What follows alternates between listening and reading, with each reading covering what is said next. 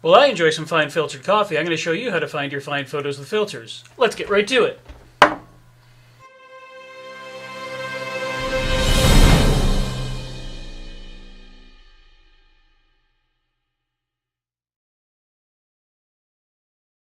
And when you're looking for something in Lightroom, the filter is the easiest way to do so. This is going to be the area that allows you to look for things like exposure information or your keywords or the ratings that you've applied to these images.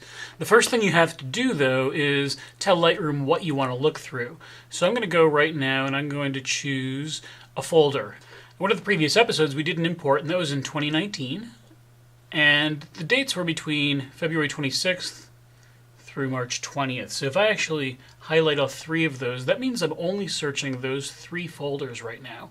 Now, if I wanted to search all of 2019, I can click on the 2019, what's known as parent folder, the one at the very beginning. As you indent, those are the folders that are inside of the parent folder. So my parent folder is a 2019 folder.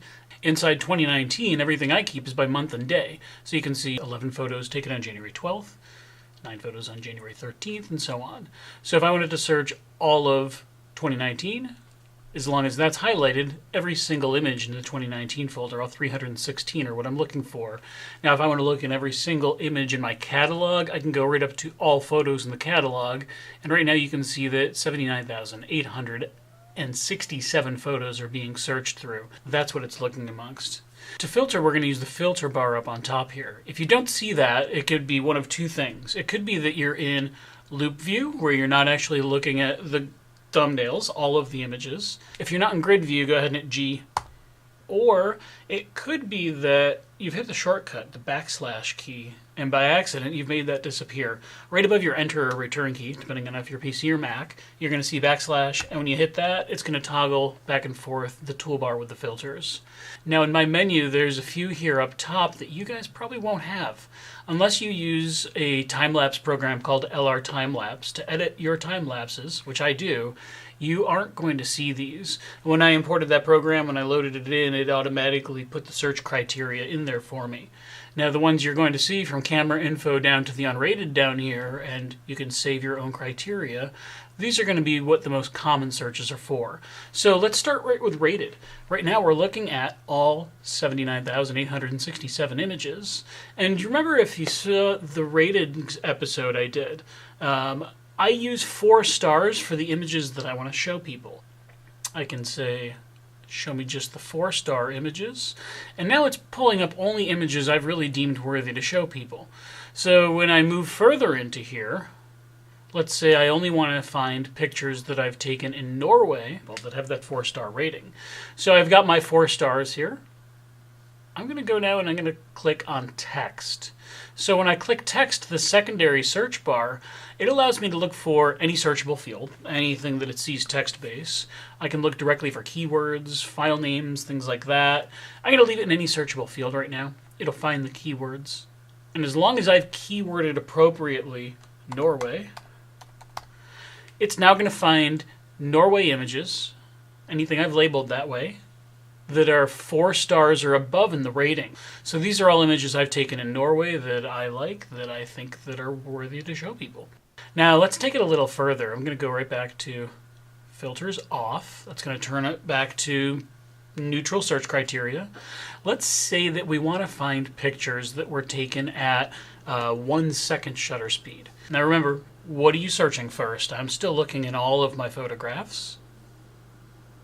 I'm going to go up to my filters, and if I go to exposure info, I can then choose from all of these different areas here, the millimeter of the lens I shot, the ISO, the aperture, and the shutter speed that all of this was taken at. As long as your camera has the ability to remember that, the metadata, the information that your camera writes into that file, is read by Lightroom, and it keeps all of that information for you to look at later on. So when you're trying to learn something like how the aperture affects your image or how a shutter speed affects your image, all of that information is right there at your fingertips. So I'm going to go and I'm going to search for 1 second. That was the criteria that I had said earlier. And right now we can see, if I go to 1 second exposures, I have 851 1 second exposures in my Lightroom catalog. This can be anything from interior shots, it looks like, through water. Probably nighttime photographs in there a little bit. This is going to be every single picture in the searched area, which right now ends up being my entire catalog.